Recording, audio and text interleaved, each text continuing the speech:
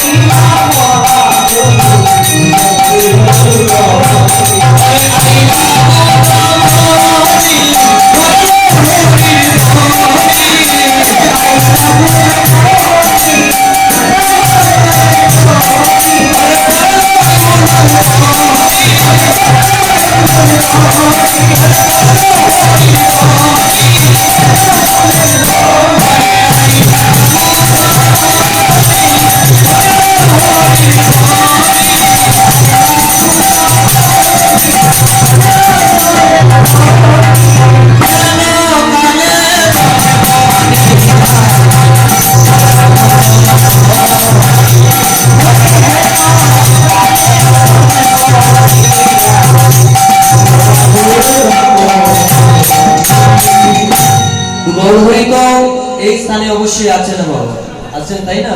আমাদের বিশ্বাস সেখানে আমাদের গৌরহরি আছেন, জন্ম নিয়েছেন যেহেতু আছেন, তো আমাদের আর ভয় আছে? যে স্থানে গৌরহরি এসেছেন আমাদের আর কোনো ভয় নাই, জীবের ভয় নাই, ভয় নাই। আধার গেল পূর্ণচন্দ্র গৌরহরি নদী আয়েন, জীবের ভয় নাই, ভয় নাই, আধার গেল পূর্ণচন্দ্র গৌর হরি নই গায়ে।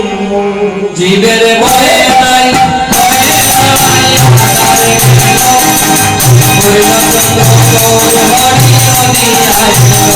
জীবের ভয় নাই, ভয় নাই, আধার গেল পূর্ণচন্দ্র গৌর হরি নই